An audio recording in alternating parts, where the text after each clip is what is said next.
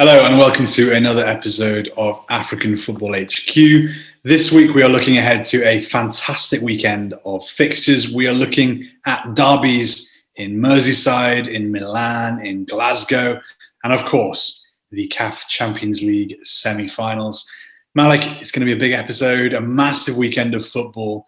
Let's start off with the Merseyside derby. Massive African interest in this one. Let's talk about Mohamed Salah. You're expecting big things, aren't you? Yes. I previously believed that Everton was a bit of a easy side for him. He did score the Puskas winner against them, but besides that, he hasn't scored against them at all. So he only has the one goal.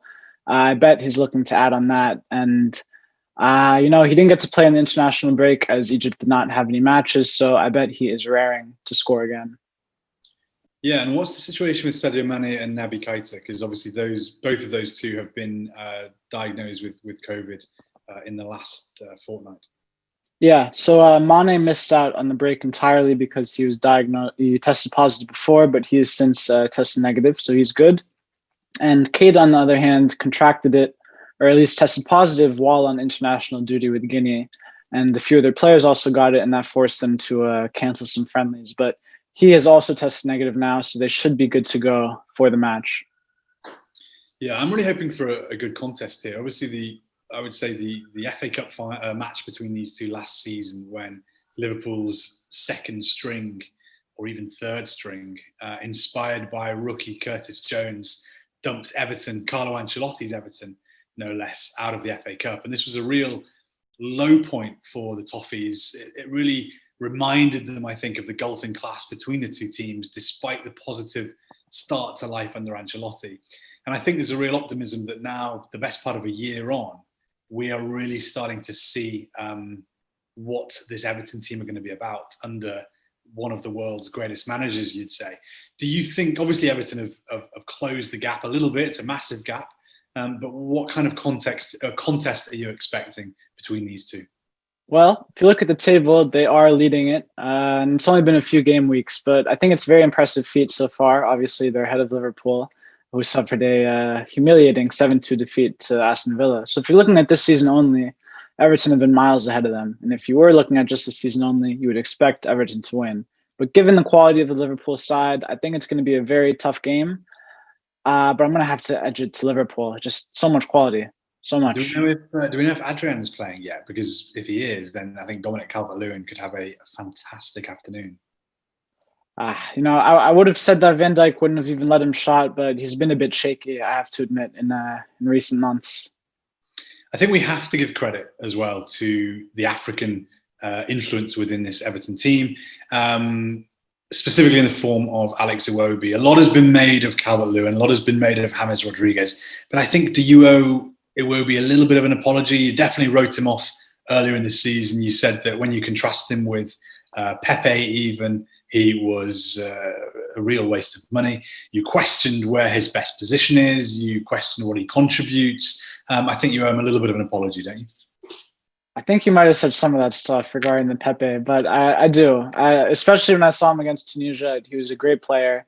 So he definitely corrected some of my preconceptions about him. But he's still fighting to get a solid starting spot in the Everton 11. He didn't start in the last game. There were some concerns that Iwobi might actually leave Everton during this transfer window. There were rumours that he might be used as a make-weight in a deal with Crystal Palace to bring Wilfred Zaha to Goodison Park. I don't know how much stock you ever really gave to those rumours. But I think now the window's closed, now that we know that Iwobi will be part of this Everton roster. Obviously, Walcott did leave on deadline day, but the likes of Sigurdsson and Iwobi is still there. I think hopefully we will see him blossom under Ancelotti. I don't think that's too much to say, and I don't think he'll be a starter, but I think he can have something to offer, particularly against tough opponents where he will give you endeavour, he will give you energy, he will give you dynamism, and hopefully Everton are a team on the up. One player who's impressed a lot of people since he arrived at the club is Abdullah Dakure.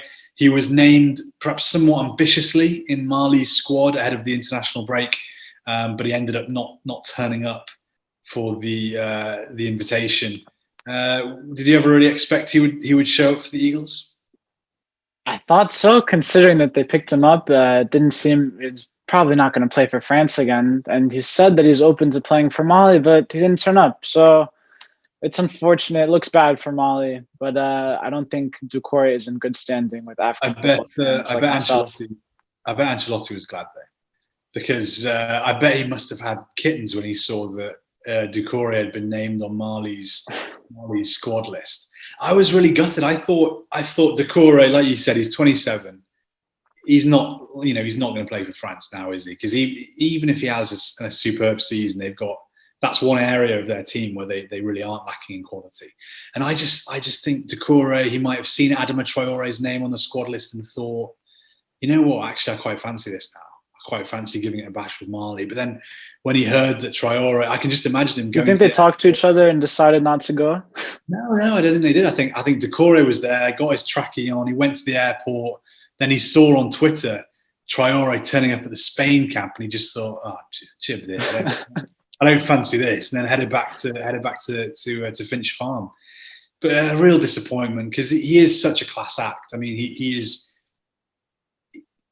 You look at him, and it's similar to Partey, actually. He brings the presence. He brings the physical contribution in the middle of the park. But with the ball at his feet, I think he's underrated in the way that he can prize open defences, keep things ticking over, play those through balls. And I think that him and Alan together in the heart of the park is going to be a real asset for Everton this season. Finally, on the Merseyside derby, let's look a little bit at Yannick Velasquez. Walcott got his move away from Goodison. Moise Kean has left for Paris Saint-Germain. Paris Saint-Germain, excuse me. Surprisingly, yes. No, well, I don't know. I think it makes sense. But there has been no move away from the club yet for Yannick Velasquez, despite being told by Ancelotti that he has no future at Everton. Are you surprised he's still there? Could you see a championship team coming in for him, or do you think he could be reintegrated into the squad? I would hope a championship team were to come from that might be his level, but I don't want to see him playing in the U23s league, just banging in goals and doing Balasi flicks on these young defenders. So I'm hoping he can get a move, because given all the attacking prowess Everton has and Ancelotti's stance on him, I think there's a very, very, very small chance he can get back into the team. I think the big question about Balasi is to what extent is the player he once was still there? Because now you've lost Walcott.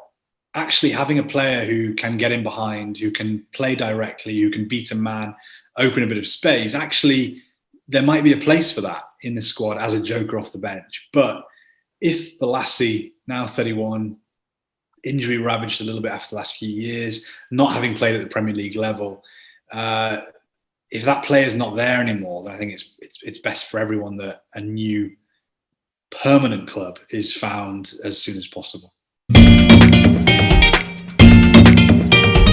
We'll transition over to Scotland, where Celtic will be taking on Rangers on the Old Firm Derby on Saturday. Not as much of a high-profile game as the Merseyside Derby, but there are some African headlines to look out for, aren't there? Game. What are you talking about? It's a blockbuster. It is the most fiercely contested derby in world football. They're two Glaswegian powerhouses, former European Cup winners Celtic, the Lisbon. What are you talking about? Not as high-profile as the Merseyside Derby. This one's huge. At least not for the Africans. We'll be seeing Leon Balogun turn out. Well, hold on. I'm going to stop you there. Because Rangers have signed Bafana midfielder Bongani Zungu from Amiens in France. And I know you're a big Zungu fan. Steven Gerrard clearly is. He has lauded him for his technical qualities. He has lauded him for his work rate. He's lauded him for the power he's going to bring to the middle of the park. And he is really excited about Zungu's arrival, and I think you should be as well, to be honest. Yeah, Zungu, I don't want to bash him, but he reportedly failed his first medical at the club after being overweight. But yeah, regardless, Gerrard was so desperate that they went for another move and they signed him despite any issues he might have with his weight. Muscle weighs more than fat. I've told you this. I'll take that into consideration. And also Leon Balogun may well feature. He looked really impressive, actually, I thought, for Nigeria against Tunisia, particularly the way he can carry the ball out of defence, beat the first press and launch attacking moves. I'm really disappointed with how his time in England went. Obviously, I think had it been a different club, not Brighton, where there was such an established centre-back pairing with Duncan Duffy, I think maybe he could have been a bigger hit in the Premier League. Obviously, we never really saw him get a consistent run of games in the top flight. But hopefully now at a big club, even though you don't think the Derby's that massive, at a really big club, playing under a manager who clearly sees something in him to have brought him to Ibrox. Hopefully we will start to see the best of Balogun in British football. Yeah, he definitely got off to a great start. But I want to ask you what the significance of this fixture is historically for African footballers. Personally, in my opinion, I can't name any Africans who played for either side in recent history. But you seem to have this derby has a special place in your heart. Yeah, I mean, Rangers and Celtic are two very special clubs. They're clubs that carry a massive historical weight in the Glasgow area. They are clubs which represent so much in religious terms, in cultural terms. And both of their histories have featured quite prominently some very notable African players. Johnny Hubbard was the first African to ever play in the European Cup in the 1950s with Rangers when he played against Nice. He was born in Pretoria in South Africa. He passed away 2 years ago. But certainly in the history of African football, the first player born on the continent to play in the world's greatest club competition, that accolade belongs to Hubbard, and it belongs to Glasgow Rangers. Left winger who was a fantastic from the penalty spot. I think he once scored 22 penalties in a row, not in the same game, which I think is a truly remarkable feat. And when you look at Celtic as well, they've had a history of some fantastic African contributors as well. More recently, obviously, than Mr. Hubbard in the 1950s. You look at someone like Boba Balde, who was part of Martin O'Neill's team that reached the UEFA Cup final, where they were ultimately defeated by Jose Mourinho and Porto. And it's very, very rare to find a man whose body is so big, who can move at such speed. And Balde, for his 200 or so appearances at Celtic, was a massive fan favourite there, even though things ended in a little bit of acrimony in 2009. And even more recently, you've had Nigeria's Efe Ambrose, Victor Wanyama, who then went on to Southampton, then Tottenham. And you've really seen African players who have made their own contributions to the history of the old firm derby. Even today at Celtic, you've got Jeremy Frimpong, young Dutch Ghanaian fullback. We've seen Olivier Ncham play a big part for Celtic, even in this kind of Scottish football isn't what it used to be in terms of status, in terms of grandeur. But even now, we're still seeing African players playing a big part in Glaswegian football. I'm not sure how we were able to milk that for so long, but I think we can move on to what is arguably a more high-profile match in AC Milan versus Inter Milan, the Milan Derby. Are you excited? Yeah, I am. I'm more excited. I mean, it's always a massive game, but particularly with the arrival of Achraf Hakimi and his bright, positive start to life at Inter Milan. Really excited. I don't think we could have really... He was my pick as the transfer to watch this year. I can't remember who you went for. I think it was maybe quite a minor move, but for me it was really Hakimi. Really excited about seeing him make the move from Dortmund to Inter, and I didn't expect he would start so strongly, particularly attacking with Inter Milan. Well, on the Milan side, Frank Kessie and Bennacer both scored for the national teams on the break. Bennacer had a great goal against Mexico, a long-range strike, and arguably a man-of-the-match performance to go alongside that. So a lot of the Africans that are coming into this game are on top form. So it will be a great clash. But what we are going to do is do a historic all-time five-a-side team of Africans that have played for either Inter Milan or AC Milan. We tried this out last week. It was a bit controversial, but my Nigeria-Algeria combined, I'm pretty sure it kicked your Nigeria-Algeria combined fairly comfortably. And I've got a few tricks up my sleeve when it comes to my Inter Milan combined African five-a-side team. I think you're going to be quaking in your boots when you see who I've gone for. this time, instead of trying to come to an agreement and picking one side, we're just so far on opposite spectrums. We're just going to go with our own teams and compare. So would you like to get started, Ed? Yeah. I mean, after you hear the talent I've got on display in my team, you might not even really waste everyone's time with yours. We should have done this as like a draft, so we kind of each pick our five-a-side teams from scratch. But here's what I've gone for. In defence, I've gone for a midfielder, but I just feel there's so much. You're off to a bad start already. Because when you hear who it is, I've gone for pre-injury Michael Essien. In terms of the last man in my five-a-side team, I just think I'm off to a winning start. He obviously played at right back at times during his career. He's a guy who's never going to let you down. He could tear through the middle of the five-a-side pitch, and I think he's got to be in that. He's got to be in that team. A great all-rounder would be a perfect fit for this contest. My second man and probably my team captain on the day is going to be Mr. Adel Taarabt. The streets. Excuse me? Can you say it again louder? Morocco playmaker Adel Taarabt, QPR club icon. Formerly of Benfica reserves. And currently of Benfica first team. So, yeah, I mean, natural pick. He was the first name on the team sheet.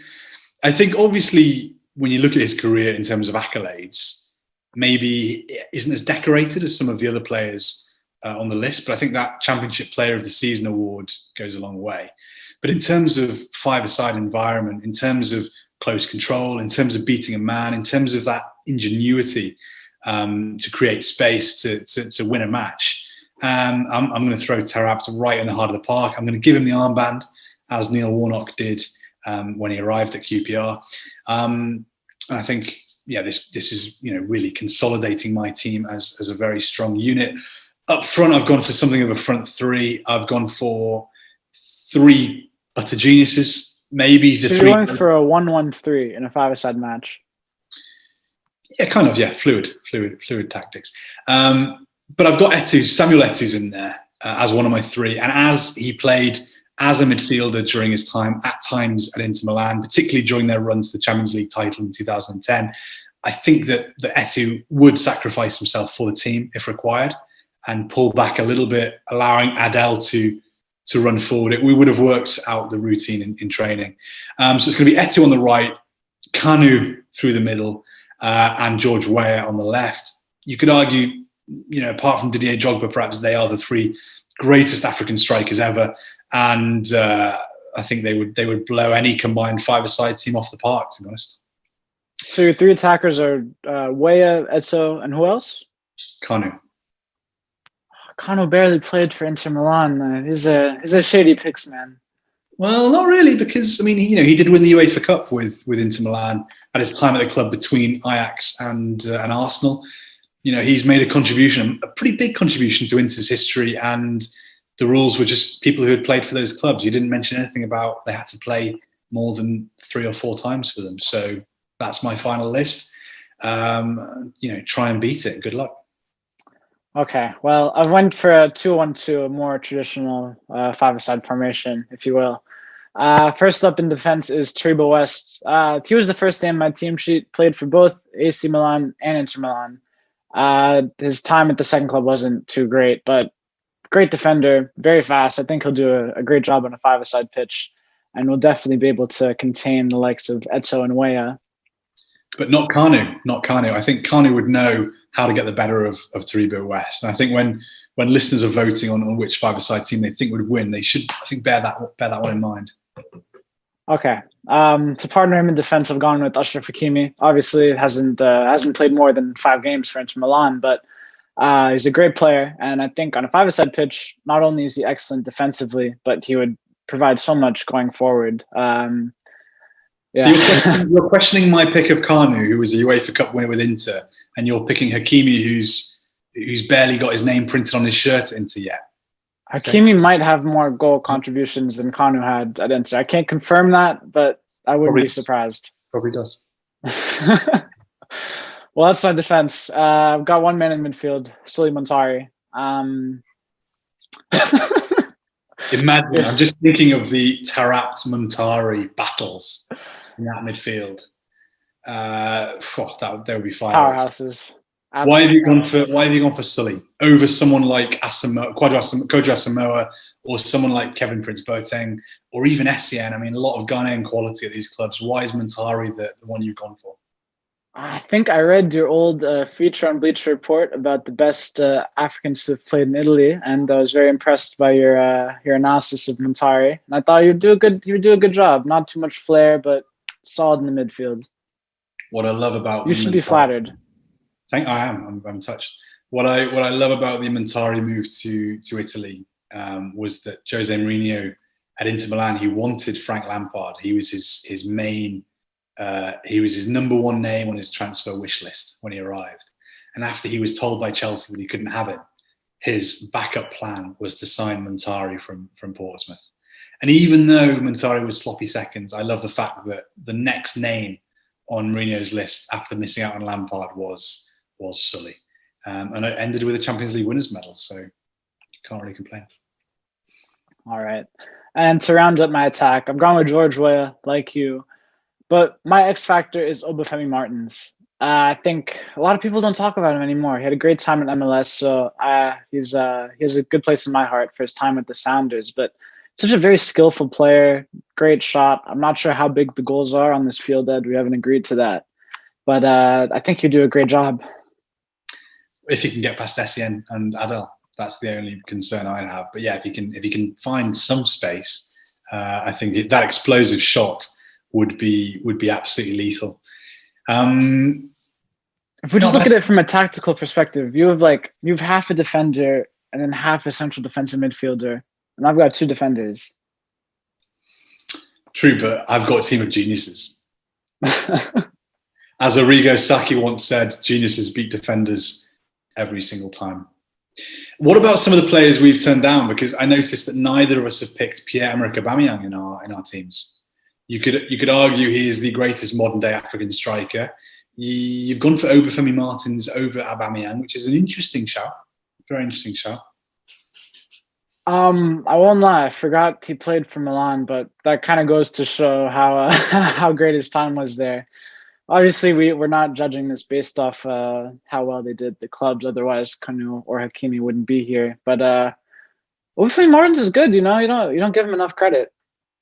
No, great player, and it's just a shame, perhaps, that his early time at Inter Milan was the highlight of his career. Obviously, he had his moments at Newcastle, his moments at Birmingham, but then after that, his main contributions were in Major League Soccer and in China, top league.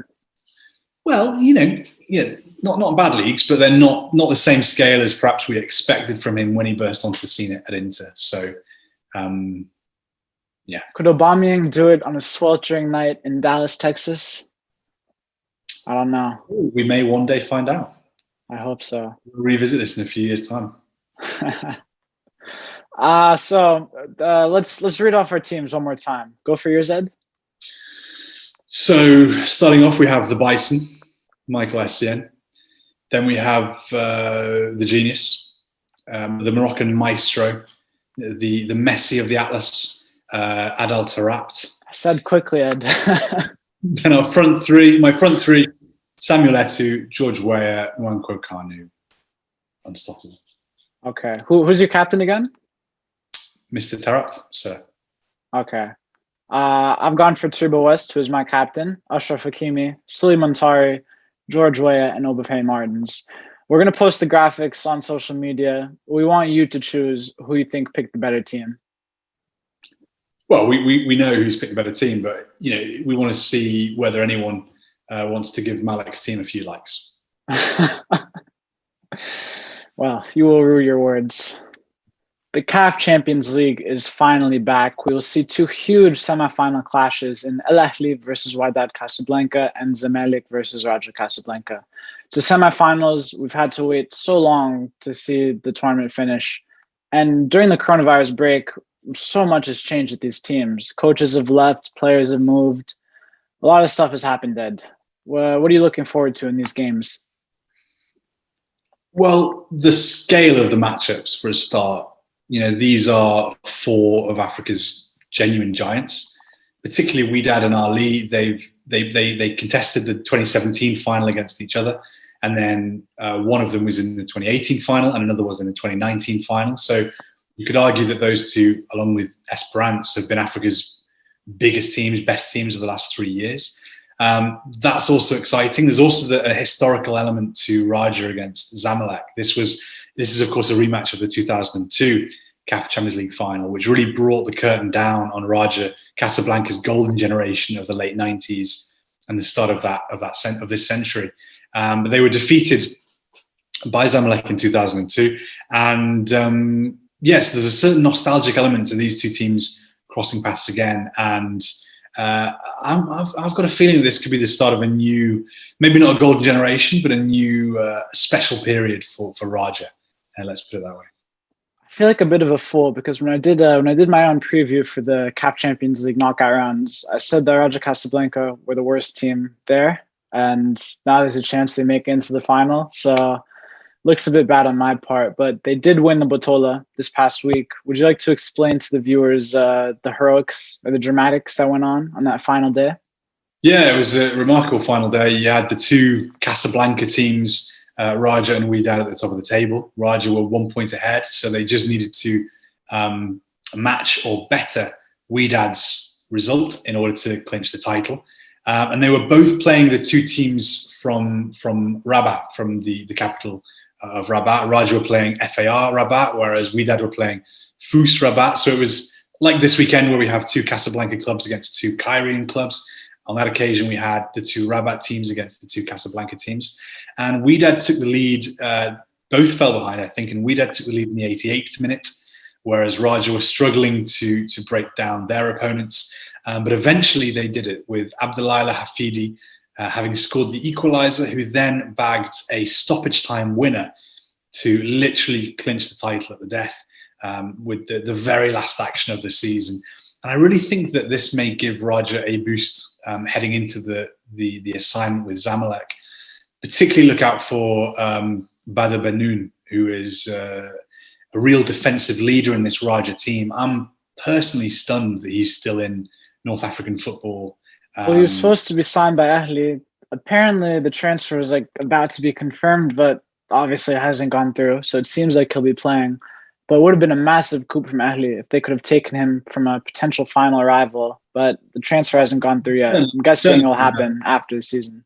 He's certainly good enough for Ali. I'm more disappointed that he didn't move to Ligue 2 or even the bottom half of Ligue 1 in maybe the summer 2018. I actually looked at working with him on a transfer during that window, but ultimately we weren't able to get anything over the line. And I've been surprised in subsequent transfer windows that no more interest has materialised because he is a very commanding presence. He's a leader. He's comfortable on the ball. He's young. He's athletic. Yeah, I think he has all the tools to really, really be a success. And if he does end up going to Ali, he would be a real cornerstone of that team. What should the two Moroccan clubs expect from their Egyptian rivals this weekend? Obviously, both are in a little bit of disarray. Give us the view from Egypt and what we should expect from those two. If you asked me 3 weeks ago, that would have been complete chaos as both coaches have left. So obviously that put them in a terrible position. But with Ahli, they signed Pizzo, so you could argue they're in a much better position than they were with René Wiley, regardless of how good he was. Malek, on the other hand, not too impressed with the signing of Pacheco. I definitely would have preferred Patrice Carteron. So obviously, I think everyone is saying that Ahli is going to take this to the final. They've been on great form in the league, have the best coach in Africa, some of the best players on the continent. So almost everyone is saying they're going to win. I hope so. I just have a bit of trust issues with Egyptians, so I'm not sure. Don't we all? Do you think Mosamane arriving at this stage, do you think that will be an advantage to Ali, or do you think it will be a disadvantage? Because on one hand, like you said, they have got perhaps Africa's best coach, but on the other hand, he doesn't really have much time to get his ideas across, to work with the team, to really establish his methods. Well, they got off to a good start. First two games were a win, then he concluded with a draw. But some of the goals they scored, you could really see how his influence on the team was prevailing. Some beautiful goals. He had Marwan Mohsen looking like an elite striker, and he's one of the worst strikers in the world. So I think that goes to show how excellent Pizzo is. And looking at Zamalek finally, for Johnny Sassi, what is the story there? Because he's such a key man in that midfield role alongside Tarek Hamed, but there have been some issues about his health. Could you clarify what exactly the situation is? Yes, a very interesting story. A few days ago, Zamalek president Murtada Mansour said that the player tested positive for coronavirus, although hours later, the Tunisian midfielder refuted those claims, saying he was fine. But just recently, Zamalek have now announced and the player have confirmed that he has tested positive, which is very damning for Zamalek, as he's one of the best midfielders in the African continent. Played such a crucial role for them in the Confederation Cup last year. So if he does miss, I can't imagine him getting back in time. But in the event that he does, it would be a great addition. But regardless, I think Zamalek with Tarek Hamed, I'm not sure who would replace him necessarily, but they have a very good core in the rest of the team. I'd stick Mohamed Hassan in there alongside Hamed, but at the same time, even though that's a solid option, it's not going to match what you're missing. Anything close to what you're missing with Sassi, with his playmaking, with his grit in the middle of that midfield. So, it's going to be a really big loss. I want to point out for Zamalek Raja that two of their leading goal scorers on each team are center backs. I think that's worthwhile. Alet for Zamalek is their penalty taker, so he naturally leads the goal scoring charts. And Badr Benoun, I don't know how he ends up getting on the score sheet so much, but I think he is their leading scorer in the competition.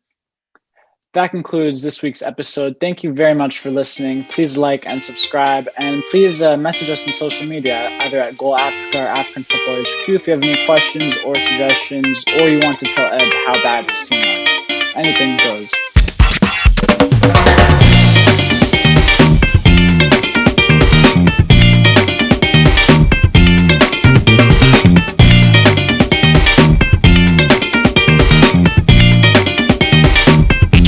Mm-hmm.